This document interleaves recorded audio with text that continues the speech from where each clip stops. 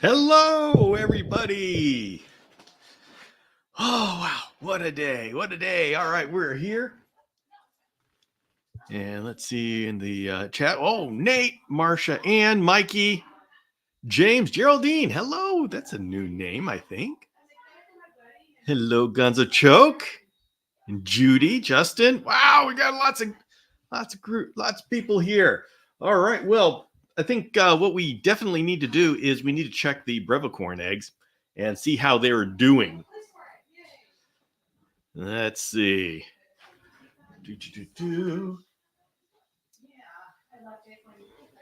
All right, let's test those eggs. All right, it doesn't look like I'm going to let my family know that I'm live now. Let's see, we don't have a whole lot going on there, but the eggs look good, so we're still checking. Oh boy. Oh, James Patterson is back. Bob is asking, how's life? Let's see. Oh, Eliza Ann is dropping the poop off to their vet. Eliza, I want to hear what that vet has to say about what's in there. I know nobody here, very few people here who have seen what she's talking about, but she's got a very cool fecal sample that has a lot of life, but it's at the level where I think you can see a nematode. So that's a pretty low magnification. And so I don't know, are those entomebas? So I can't wait till you get the results back. Hello, Chris. Chris, what eggs are those? Chris, Triplanotus G, those are Kaluma brevicorn eggs. And let's see, Matthew from Spain. Hello. Chris is asking, how's your doggo? Richard Stewart, hello. Welcome. Okay, so for those who were at my last live and knew that I had to take a very quick, I had to cancel it very quick because there was an issue with one of my dogs. And the situation was that she disappeared. And this is not something if she got out, we were going to have to go get her. She does not look both ways. And, you don't want to lose your dog. They're your family. And, but we couldn't find her. Ended up, she was trapped under some planter. How in the world she got under there? Who knows? There's like there isn't much clearance. And so, but for some reason she didn't bark. So she made us panic for a while until we could find her. And then I had to work with her to kind of get her out of there. And so in the end, it all worked out. Thank you very much, everybody, for your concern. I did have to leave. It was definitely worth me leaving, but everything worked out fine in the end. So thank you much. Hiding from the coyotes. Well, yeah. Well, we were worried. We got coyotes around here, and she's snack size.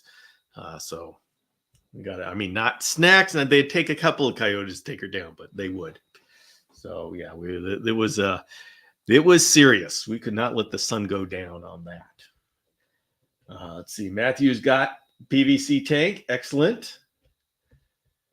Excellent. And oh, hello, Julie. It was pretty lively. I'm hoping it's not Entomoeba again. Yeah, Liza Ann had a fun time with Entomoeba invadens, I believe it is. Yeah, that's the last thing everybody needs. So Justin's got an echo there. Instagram is horrible. Had to switch to YouTube. You guys know what craziness is going on with Instagram? They are testing this idea of having paid tiers to where if you pay anywhere like I think it's $80, $120, and $350, then you get more reach. It's like, oh my goodness, that's really changing the whole dynamic of Instagram when you start doing that. And of course, yeah, I'm not sure how much we would really appreciate that. I know I'm getting sick of all their antics. So anyway, we'll see. Let's see. What are your thoughts on how to handle Male yellow-crested Jackson's chameleons. My thoughts are not to do it. And if unless you need to, like for medical or vet, they do not enjoy being handled. Now, the females are severely food orientated, and they can be. I've had females that like the food so much that they will crawl on my hand so I can bring them to food, and they will zap food while sitting in my hands. Not every female does that, but if you told me that you had a chameleon that would sit on your hand and would eat while sitting on your hand, I'd say, is that a female Jackson's chameleon? But generally speaking, don't handle your chameleons. Some will have no problem being on your hand, but that is a very small percentage. And the number of people that totally stress out their chameleons because they insist that they are the chameleon whisperer and their chameleons love to be with them by far outweigh this very small percentage of chameleons that actually have no trouble being on a hand. So be very careful. Just don't expect to have handling as part of your chameleon keeping experience. And if they walk out on their own and the cage isn't a place that they want to get away with, then, bonus, you got lucky. So is that why my reels are getting a fraction of the views they normally do? I assumed I was just making crap content. Well, you never know, Richard. But Instagram's been going through some really crazy stuff right now. And they've been doing a lot of changes and a lot of tests. And so, we're getting all sorts of craziness going on in Instagram. And if they're thinking about making it a pay to play, then you can be sure that, your reach is going to be going down compared to the people who are going to be playing it. Now, at this point, they are just testing this. So it's not an official feature yet. But, we all saw this coming when they first did Meta Verified for $14. And they said, and you'll get increased reach. And everybody said, oh, no, don't do that. Yeah, well, they're saying, okay, fine, we'll put it off, but it's coming back. It's coming back. Hey, Haley, welcome. Very good to see you, Haley. Let's see. You're still going to bring out the cams tonight. Oh, yeah, gosh. I finally saw my Brookesia superciliaris. If everybody was following me, a little while ago, I had this captive hatched Brookesia superciliaris, and a little while ago, I just released her into this bioactive cage, which I thought was small enough, big enough that she'd have a whole lot of room to move, but small enough that I'd be able to find her. No, she was gone for like 2 months. I could not find her one bit.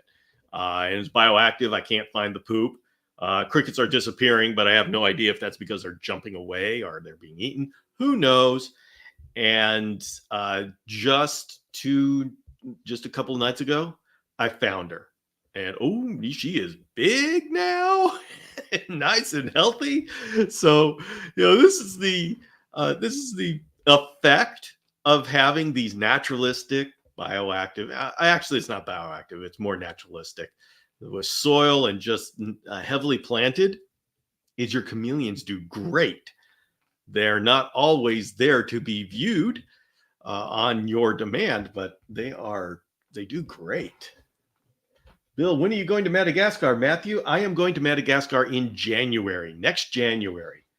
And so I am, oh my goodness, I am looking forward to that. And by the way, everybody, just general speaking, 2 spaces have opened up. So a couple has decided they're not going to be able to go. So if anybody is interested in going to Madagascar with me and a bunch of really cool people in January, let me know. You can email me. Here, I'll give you that. There's the ticker. Email me at that, and I will send more information. So Uh, Trula Otis says, yeah, heavily planted tanks and seeing your animals doesn't mix well. No, it does not. But oh my goodness, it is so much more fulfilling and satisfying because I know that I won't be able to see I won't be able to see the chameleon when I want to. I'll be able to see the chameleon when it saunters into view, and who knows when that's going to happen. And so there's that feeling of, okay, what am I going to see today? And so it's so much fun. I love it. Hey, two turtle Tom, hello. Can I come? How do I do it? To your email? Yeah, Matthew, just send me an email.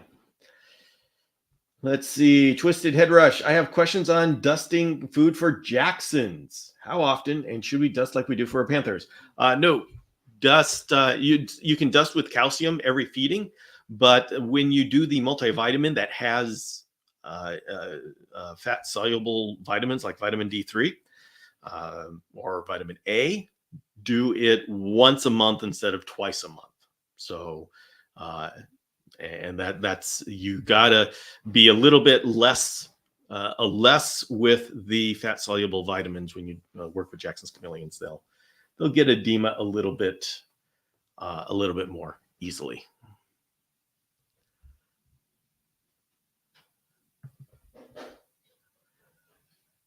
I don't know if I could go that long without finding them. Well, yeah, first of all, you've got Parsons chameleons. It's going to be really hard to make something big enough for them to hide. But when I'm talking about a little Brachysia, yeah. Well, you know what? I just enjoy that. I enjoy that. And I've had, like when I have my baby panthers and I put them in a heavily planted 2x2 by 4 foot tall cage, I go, I do go a month without seeing them. Now, I could find them if I really dig in deep and spend the time looking for them. I'll go out at night with a flashlight like that. But just casually walking by, no, no. And I don't necessarily recommend that for most people because, yeah, it's a good thing to monitor your chameleon and make sure they're doing okay. I'm a little bit more okay with, I know they're doing okay. I know the situation. I know the conditions. I know they're doing great. So I'm just going to trust the system. But it is it is a little nerve wracking at times. So let's see. My fogger broke tonight. What do I do? Missed more? Depends upon your humidity situation. Yeah, if you need more humidity, you missed more. That works. Just got my parts from the House of Hydro. Excellent, Twisted Head Rush. You are going to have some fun now.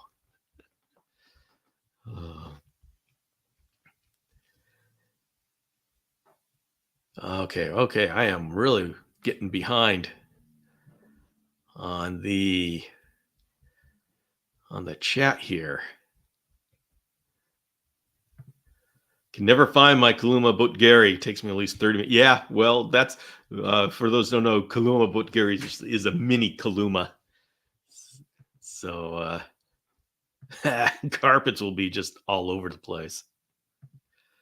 Any advice on a way to convince my wife to let me go? Tell her you will be doubly awesome when you return. I don't know. Yeah, and the thing is, when we go, boy, we're really dependent upon our spouses. My wife Yvette takes care of all the chameleons as well as all of her geckos. So, and that's for a little over 2 weeks. So it's it's definitely a support that she offers. So, hey, do you need a tour guide? We actually have a guide. Yeah, we have a very, very experienced guide.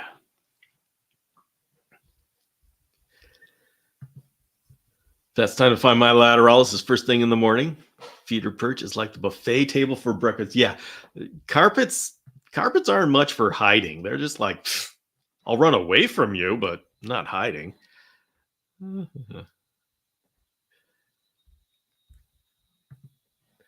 we go. My carpets are the easiest to find. They run right up to eat. I had a female jump in the cup of crickets yesterday. Yeah, they're pretty gregarious. I'm not gregarious. They're just out there. Um, don't really remember them very well. I've got a female carpet right now. Y'all gonna film the trips? Oh, Justin. Oh my goodness. Oh my goodness. We are going to film so much. And we're going to be doing live sessions where it's available. The first half of the trip, there's going to be ample opportunity to do live sessions. We'll be able to do live sessions from in the middle of the forest because it just happens to be covered by the cell towers. In the second half of the trip, we're probably going to be dark for a week. Because there's very little signal. Like I like to say, we get full bars on the Wi-Fi, but the Wi-Fi is not connected to internet. So first half, flurry of activity. We're all going to be having a lot of fun and sharing with you. And I should be able to arrange it to the point where I know when I'm going to be there, and I'll be able to do a live from Ranamafana National Park. And if as long as I can schedule it, you all can. It'll be in the middle of the night for you, but you're going to be able to be with me as I'm walking through Ranamafana. You'll be able to hear the injuries, and we'll be there together. And obviously, when I go as part of the Chameleon Academy, I want you all to be there. So I'm going to try my best to schedule it out so you know when to be there. I mean, when I was there before, it was like random. Oh, I'm going to go live because there's a Parsonite Christopher. And you just had to be, people aren't sitting there online all night. So that's where we're going to be. We are definitely going to try.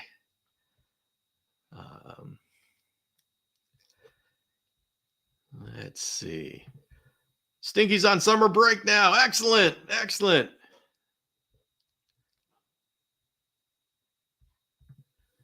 James is sleeping on the ground with a snake. James is going to be standing guard outside. He's going to be out there with a flashlight running through the forest all night. So, yeah, Matthew, it is already booked. We already have our dates, January 8th through the 22nd. And so, yeah, go ahead, email me, and I'll let you all the information. Hey, Jitsu James. Hello. What do I think about owning wild-caught chameleons? 808, don't do it unless you are part of a serious breeding program. Otherwise, get captive hatched. There's just no reason to go through all the misery of acclimating a wild-caught chameleon, deparasitizing, and all of that, unless you have a specific purpose. I have wild-caught Kaluma O'Shaughnessy, my shamrock chameleons, because I'm trying to establish them. It's a serious project. Other than that, I have access to all sorts of different species of chameleons, but I will wait in line and pay extra to get captive hatched because it's just so much more of an enjoyable experience. So don't go wild-caught if there's an option otherwise. And really, there's no reason to go for some exotic species that's only available as a wild caught. I mean, why do that? There's so many great species that are available captive hatched. There's no reason to do that. And this whole thing about, but I want to help establish it in captivity. That's a serious thing. And it's you having a pair does nothing. You need to have multiple pairs for multiple bloodlines. You need to have other people there working with you and ready to take, like for this Kaluma O'Shaughnessy, Shamrock. You hear all these people talking about the Shamrock chameleons. That's because they are the ones that I am getting ready to be in line for the babies, so they can be part of this program. And so it's a huge, it's a community-wide thing. You've got to do it with multiple pairs I mean, you need at least 25 pairs to really establish a species. And so that's don't get just a pair and say, oh, I'm working to establish a species. Yeah, it's a big thing. So small, yeah, you got to have a chameleon. You got Jackson's chameleons are the only thing you have in Hawaii. I usually do poorly with heat and humidity. Yeah, well, Madagascar has plenty of that. Both of those. Haven't heard much about first reminder recently. Any progress on that front? Are they no longer imported? They are no longer imported. The breeding projects in the United States were going okay, but then they just stopped breeding, and I don't know why, but it must be something that we're doing. And we have this is something that we do experience in chameleons occasionally. Is they decreased fecundity, decreased mating as the generations go on, and so that's something we've got to work through and figure this out. Do you know where I can get a pair of captive bred helmeted chameleons? What is it with Honellii that everybody's loving them right now? Genevieve, are you there? Genevieve, do you have any more Honellii that you would like to pass along? I got Twisted Head Rush once. A Twisted Head Rush, there's a number of people who are working with Honellii now. And so it's like, I don't know why. It's not that it's organized or anything. It's just people are doing it. So keep looking for them. You'll be able to find them. And I'm very happy to say you just keep looking for them and people will start. You'll start noticing that people talk about it. So and that's the kind of the fun with chameleons, where you know that they're in certain corners, and you just wait until you hear, they're available.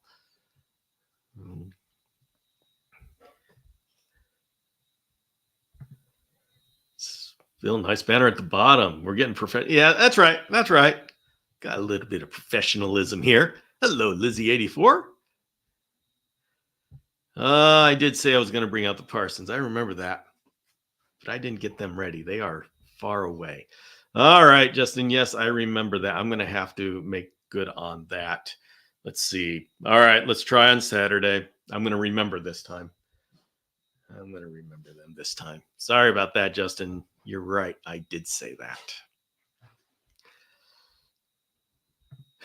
Wild caught are a cheap way to spend a lot of extra money. This is correct. I tell you, the cost that's gone into acclimating each one of these shamrocks, it just keeps building and building. But the thing is, it takes a lot to really establish a group, because even if you have a male and a female, doesn't mean they're going to breed. And when you've got these wild caught, just imagine they're south of the equator, and they've got wet season and dry season. The wet season is warm, the dry season is cooler. So we come up here to like north of the equator, and like where I am, it's totally switched around, and it's hot and dry, and it's cold and wet. And so they get all mixed up. Acclimating them takes so much time, and some of them just don't do well. So yeah, it's a real schlong. I would not be excited to do it if I was. It would be really great if I could be part of the F1 generation. And what that means is some poor person who's now poor brings in these wild caughts, and they go through all the pain and suffering of acclimating them, and finally they get some young, and then they can sell the babies. If things work out, I'll have at least 2 bloodlines. I hope to have 4 bloodlines. And then I'll be able to sell unrelated pairs of captive hatched. Now that is the time that you want to jump on. Yeah, I know it costs extra. It's a little bit more expensive, maybe a lot bit more expensive. But the experience of raising up a captive hatch baby shamrock chameleon is going to be so much more fulfilling than bringing in 5, 6 adults and trying to acclimate them and hope some of them do good. So just the F1 generation is the perfect time to get involved. And you, at the very least, like Parsons are like that. Right now, you've got F1 available for Parsons. That's a perfect, if you like Parsons, that's a perfect time. And oh, and by the way, as an aside, I will be selling some yellow giant Parsons. These are wild caught adults. And so if you are interested in being part of or trying breeding Parsons, I will be able to sell individual males, individual females, and pairs. So that's another thing to email me about.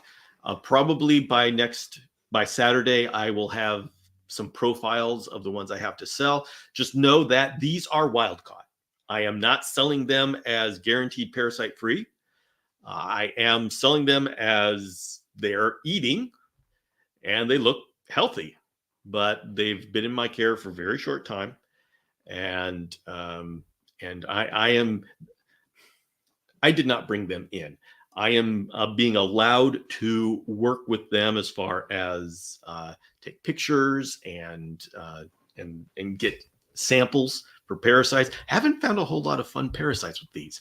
It's I'm not guaranteeing that they're parasite free. I'm just saying I'm not finding them. Okay, there's a little bit of pinworm here. I mean, that's bendazole. Who cares about that? But I expected them to be teeming with parasites, but no. So, but I am not. Once again, if you take advantage of this, you want to get a pair or a single, treat them like wild caught. They need to go into quarantine and everything like that. So,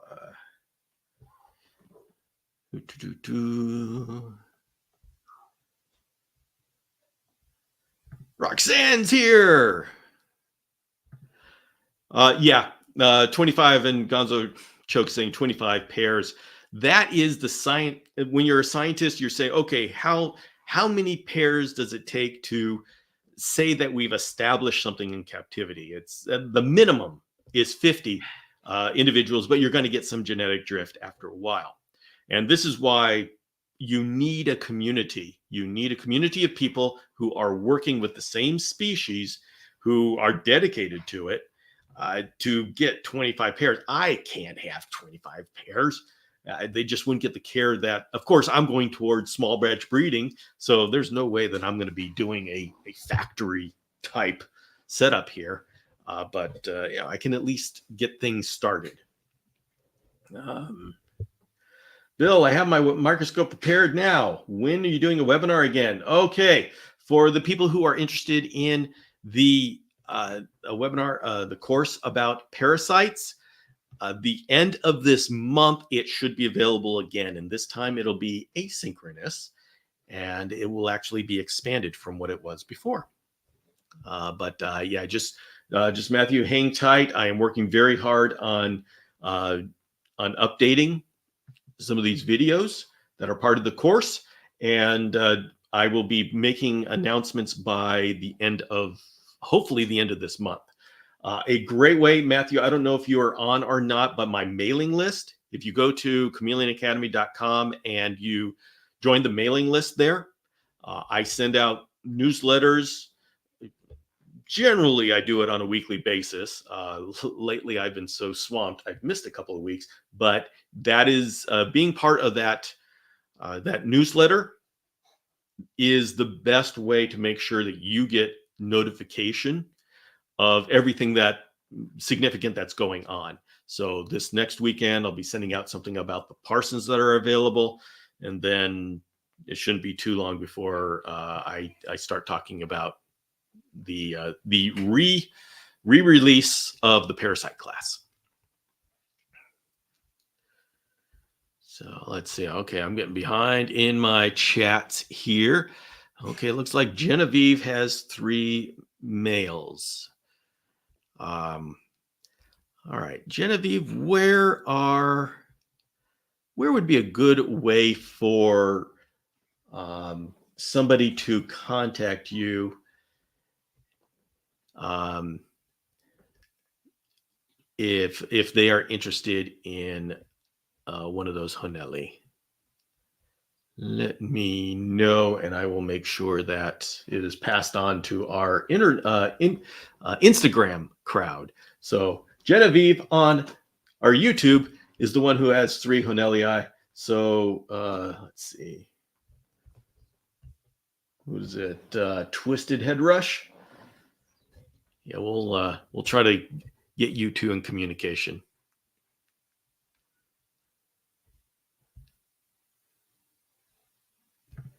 Bill, do you know which chameleon species has the largest size disparity between male and female? I do not.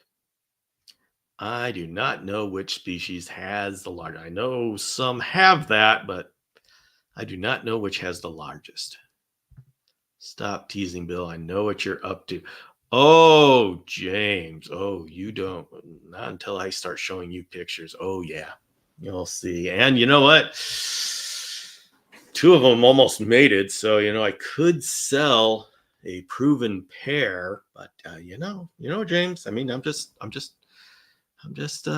spitballing here. One of Parsons, but my living space is too small for another reptile, let alone a big. Yes, everybody, do not get involved with Parsons chameleons unless you have the space for it. Parsons chameleons are not the one that you want to just say, okay, I've got it. Yay. No, you want to really experience. The Parsons chameleon is like a different chameleon. It's a different experience. And you want, if you're going to get a Parsons chameleon, obviously they're expensive. They take a lot of space, but do it in a way that you experience the difference between having a Parsons chameleon and a panther chameleon. It's hard to explain. I could have James on. He's got a panther. He's got Parsons. He can try to explain it. It's one of those things where, yeah, Parsons chameleons deserve the reputation they have of being the ultimate chameleon. So, I mean, I love my shamrocks. The O'Shaughnessy I've got to say that's my favorite chameleon now. It is the perfect combination of color, character, and size.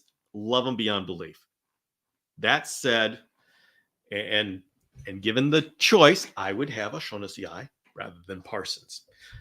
That said, Parsons chameleons are a different experience, and you can't get that experience if you just confine them into a small cage. So if you're going to do the Parsons, go all out.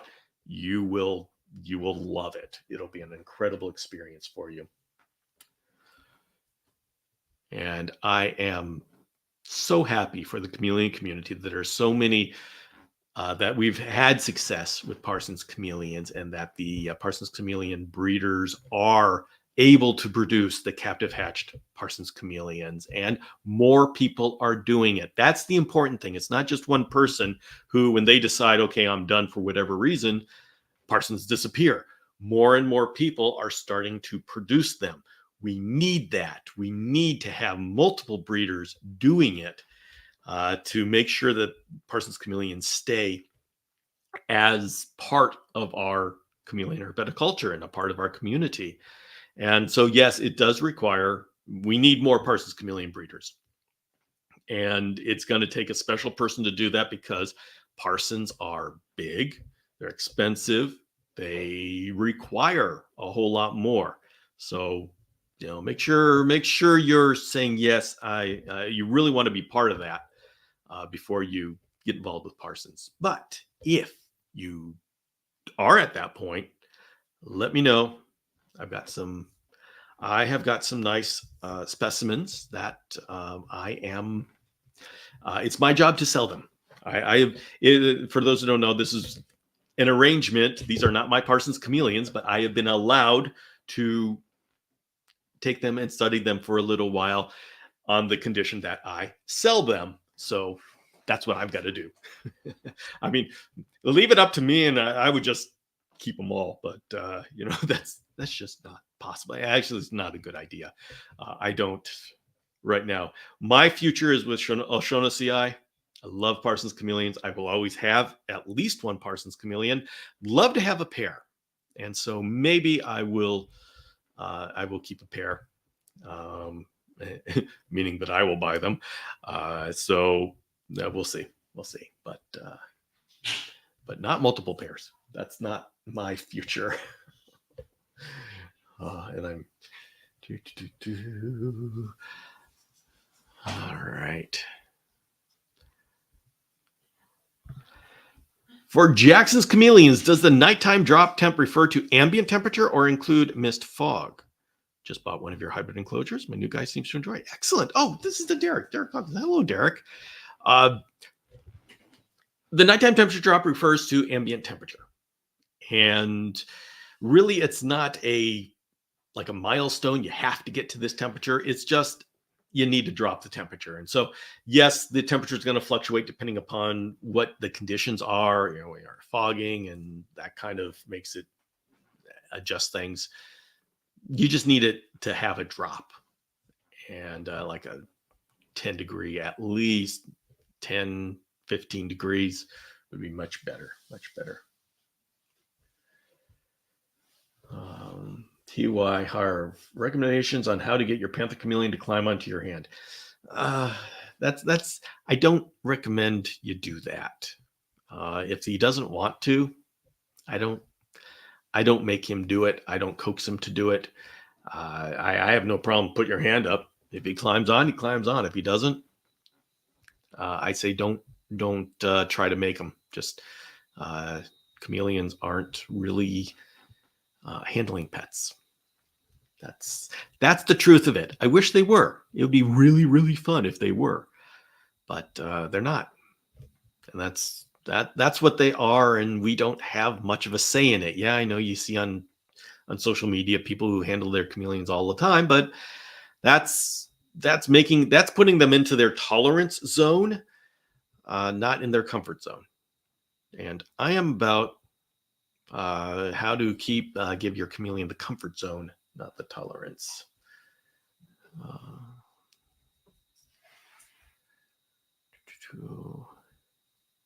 Hey, hello, Bethany. I think in the past I may have called you Brittany. If that's, I apologize for that if I do. But that's Bethany. Phone is my choice. I believe I do, Genevieve. Okay. Let's see. What was your? If you are interested, you guys are interested in captive born Honellii. We've got some male captive born Honellii. Email me at the email down below, and I will get you in touch with Genevieve, who has 3. Where are the leeches at Madagascar? Well, Justin, unfortunately, you don't have to worry about finding them. They will find you. I saw them in the central area when we were in the Ranamafana area. And yes, I watched them crawl towards me and crawl onto me. And I wasn't so happy about that. But you know what? I recorded it because it was important. But luckily, at least when I was there, the leeches weren't bad at all. It was just these little things, and you watch them crawl towards you and go, yeah, great. This is a horror movie.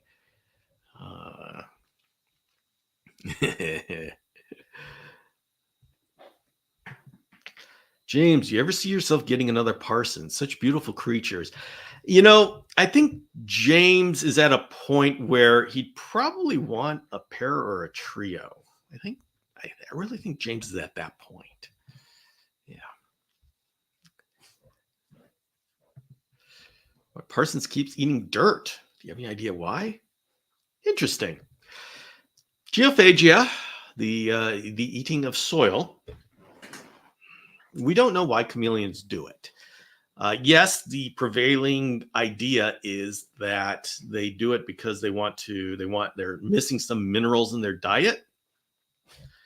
But then we have chameleons that do that when they are fully supplemented and they don't seem to be wanting for anything. So, is there something in that they're looking for that's not in the supplementation? Or is there some other reason why they eat dirt? And unfortunately, there's no answer that we have. So, you can go with the hypothesis that they're looking for some mineral, but also we know that we don't want to over mineralize Parsons chameleons because they don't like it that much. So, unfortunately, the answer is I don't know. I don't know why they do that.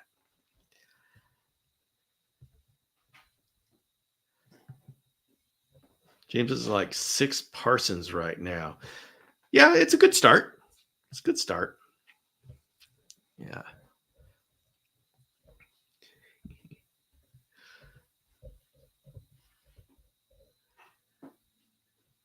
All right, we're working on James. We're working on James. Moment's right. Definitely we get another one, but I really want to do a show in the sky. Yeah, you see, the problem is if I load him up with Parsons, he won't have as much space for the shamrocks. So, it's a real tough balance that I'm trying to work with here.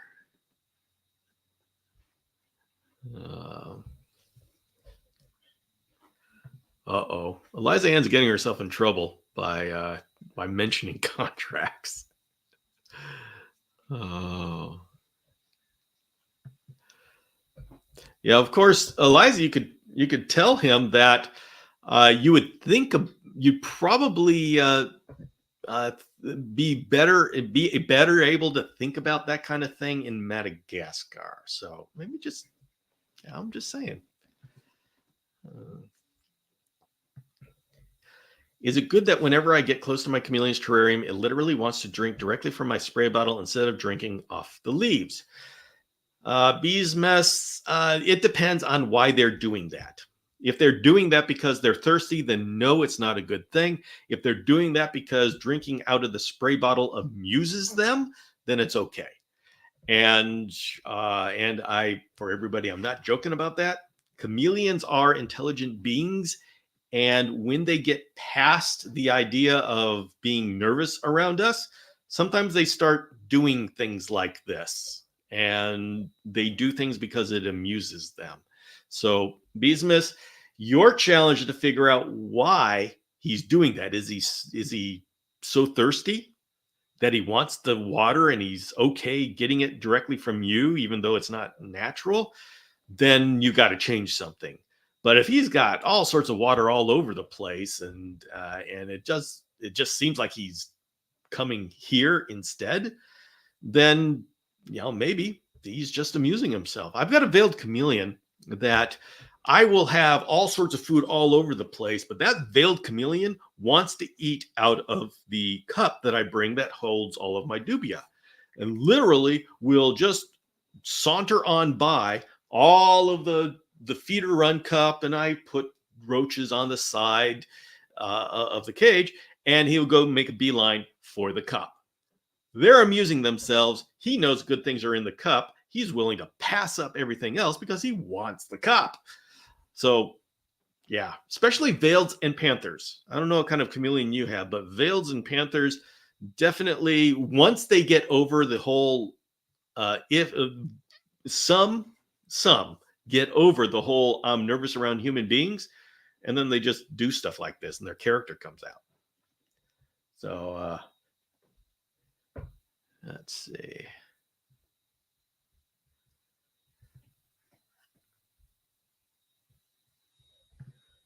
Hey, Vet, Bill is thinking about buying a pair. Genevieve? What? What are you doing? Don't be snitching on me. Luckily, she's not on. I haven't seen her join the live. So I think I'm getting away with it.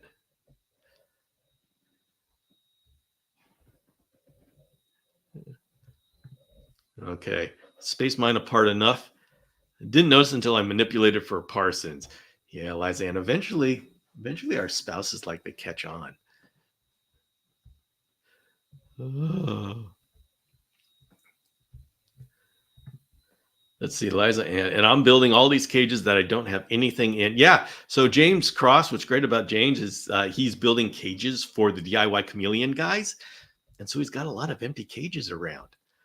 Although the so oh, by the way, everybody, tomorrow morning, remember Wednesday morning, tomorrow morning at 5 a.m. Pacific, it's the episode of DIY Chameleon guys, and James is showing off we've been working on a cabinet for a 2x2 by 4 foot tall cage to sit on, and he has gotten all the way through until right before the final touches. And so that goes live tomorrow morning, and James and I and the rest of the Illuminati group will be in the chat at 5 a.m. Pacific. I know it's an early morning. Believe me, I know it's an early morning, but it is so much fun to start the day with with hanging out with chameleon people. So it is worth it. I love it, and so in just inviting you. Hey, Dan Bates is here. Fibicast. That's awesome. Getting some good people coming by. So tomorrow morning, everybody, 5 a.m. Pacific. You guys on the East Coast, you get 8 a.m. So you get to sleep in a little bit. But no, I'm gonna have my alarm. I used to do a daily vlog, and I've changed up my schedule, but I was there every morning. I loved it. It was so invigorating to live that life. But now I'm having to put my and everybody was there. The Illuminati would be there every morning. It was great. Oh boy. Hey Bill, are you allowed to take fecal samples or shed skins DNA from wild chameleons when you go to Madagascar and bring them back home to do tests? No. CITES, the chameleons are CITES animals, which means you can't take chameleons. You can't take any part of the animal. I can't even clip nail clipper. I'm not even allowed to take fecal samples of chameleons back. Actually, I wonder if no, actually, no, you wouldn't be able to do that. So, unfortunately, actually, yeah, I don't know. Now, what is more likely a possibility is I could find a microscope there.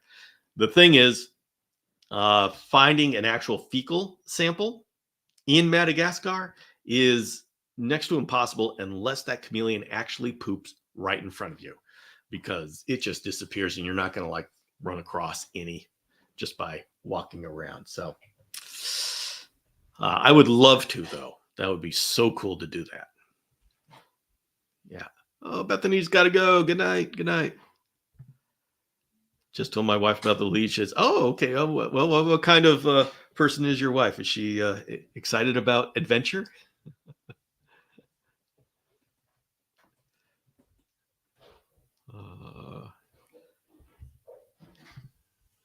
All right. Hey, Patrick's here. Patrick's always happy to be here. All right. I'm getting through the chats. Yeah, you know, I'll see what the cage looks like that James has been putting together. James has donkeys, by the way. That's freaking awesome.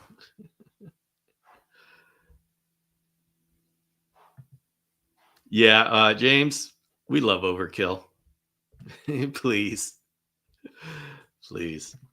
Mm-hmm. All right, getting through all the chats here. Bill, she said, no, what? She said, excitement, adventure, a Jedi craves not these things. Oh, everybody.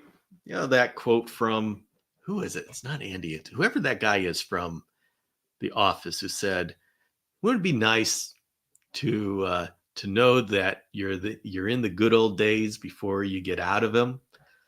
And guys, I think we're in the good old days. right now, I think we are in the best of times. We are sitting here, we are able to get together online. We're talking about going to Madagascar. We're talking about Parsons chameleons and establishing Shamrock chameleons, and getting together at 5 a.m. in the morning to just watch a new video about putting together cabinets for cage stands. I, this, this is perfect. This is just, and I'm showing you brevicorn eggs, and more chameleons are being available as captive hatched. We're in such good times now. I am so. These are the good old days. We're living them right now, and I'm very happy that I'm able to get together. And we've got this group that comes together every week to hang out here on Tuesdays and Saturdays. So we just gotta, and gosh, and you don't, there are better things coming up. I am working on things. I've got a team that is supporting me in working on things, and there's just so much exciting things ahead. They're saying, "Whoa, what are you talking about, Bill? What are you talking about?" You'll get to it. We'll find out. We'll find out. But there's things ahead to look forward to. So these are the good old days right now. Please enjoy this time in the chameleon community. Yeah.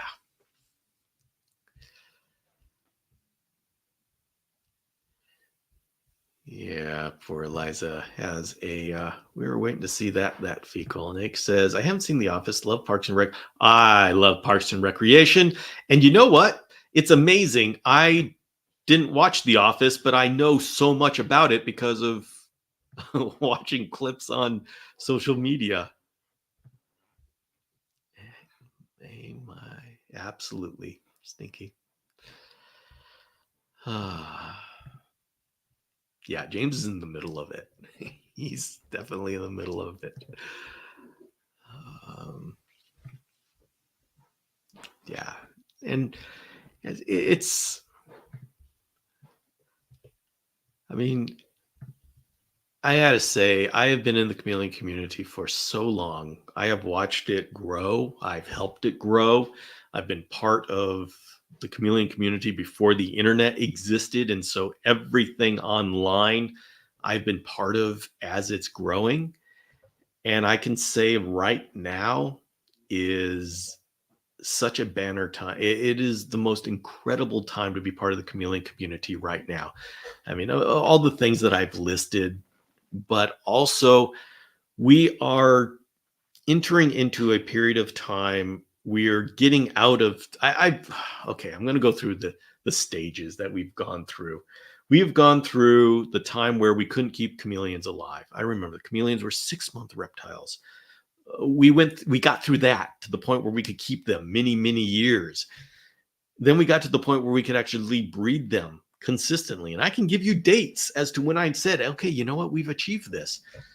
And then we started learning how to take care of other species, the rarer species, and we started becoming successful with them. And now we're getting into the point where we care about enrichment. We care about the experience. We've already figured out how we can make hundreds of chameleon babies. Now we're starting to figure out how can we raise, and this is what I'm working on this year, is the standards as to how do you raise one baby in luxury, in absolute luxury, instead of waiting till they're an adult. Start when they're hatching out from the egg. And so I am so excited about where I'm going with this. And of course, you're all coming with me. And if you weren't excited about it like I am, then you wouldn't be here. So we're all doing this together. It's like incredible. I'm so happy for what we're doing.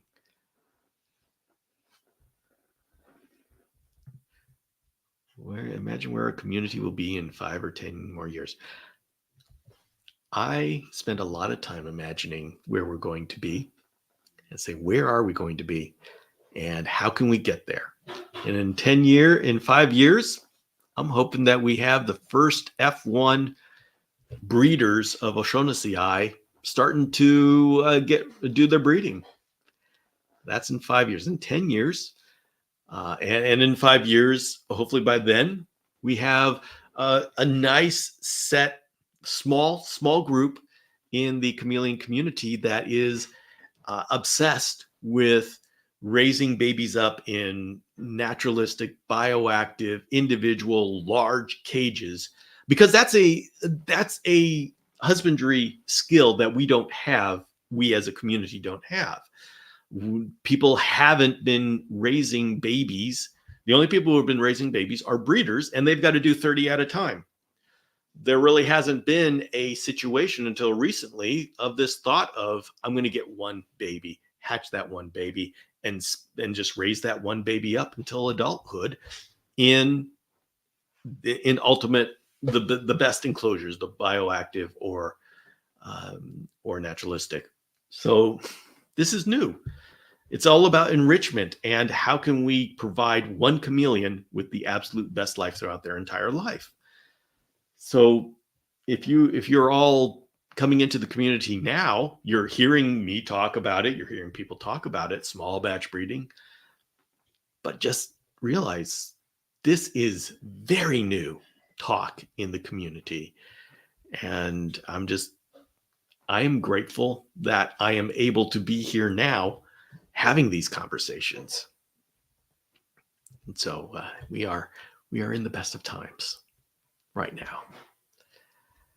So, all right, going through the chats here, trying to. I cannot comprehend not having the internet. That's insane. Yeah, it's strange to think about those times. What chameleon is the strongest?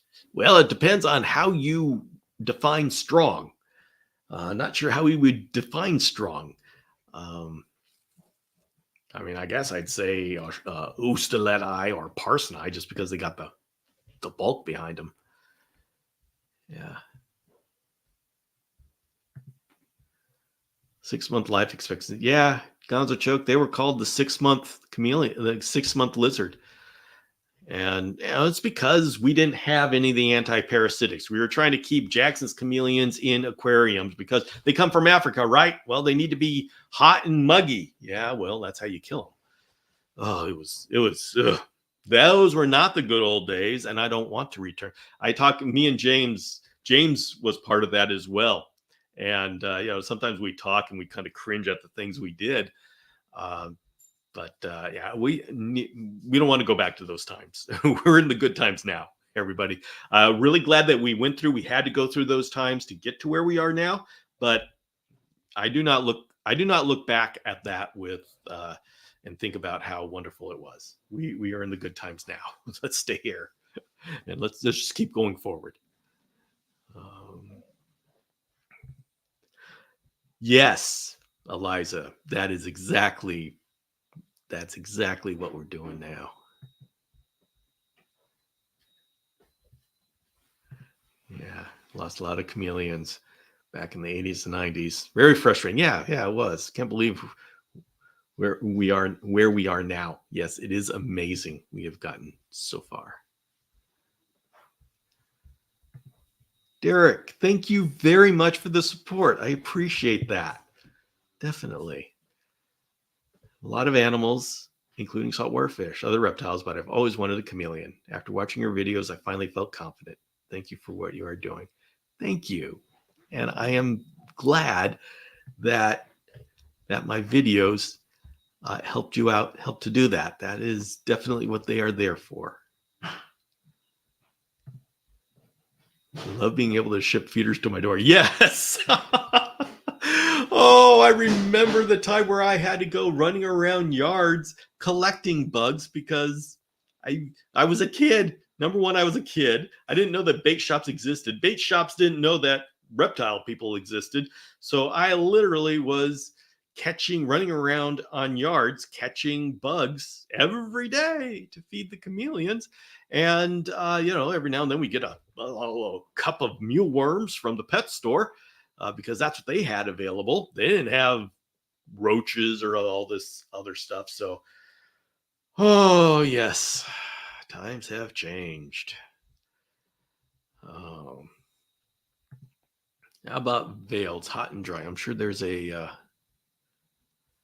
context to that.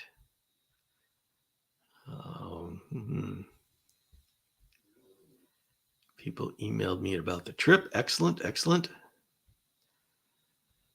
So, oh my goodness, someone is talking about the Dewey Decimal System. Oh, Eliza, and I am so not missing the Dewey Decimal System. Yeah, people, that's how we found books in libraries back then. There was just this obnoxious numbering system so you could find books, and it was effective. It was great, but boy, it's a whole lot nicer just typing it in to the search bar. So, didn't you have to walk uphill both ways in the snow every day for school? Roxanne, I don't know that people don't know this, but before the internet, there was no such thing as downhill. Downhill was invented in the internet age. Before that, it was all uphill. There was never a downhill. So, I mean, sheesh, you gotta realize the times have changed. All spoiled these days. So, barefoot. Well, of course. Yeah. Shoes weren't invented back then. And you guys got color TV nowadays? I mean, geez. All right, everybody. It is coming to the end. I got to tell you a real story. Walked to school, though, through the snow in kindergarten.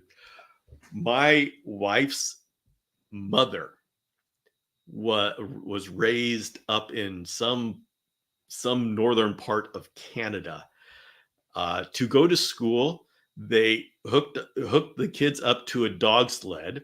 Well, they hooked dogs up to the dog sled, and they put the kids on the sled, and they wrapped the kids in furs, and then they told the dogs to take them to school. And so literally you got this little mound of furs with kids inside, and the dogs knew to take them to school. Oh my goodness. Yes, that was great. Oh.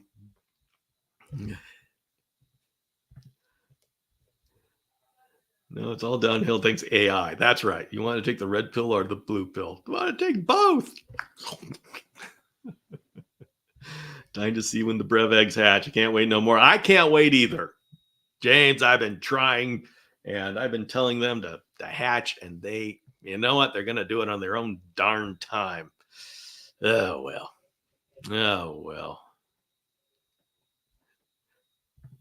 1986. You are babies. 1986, I graduated from high school.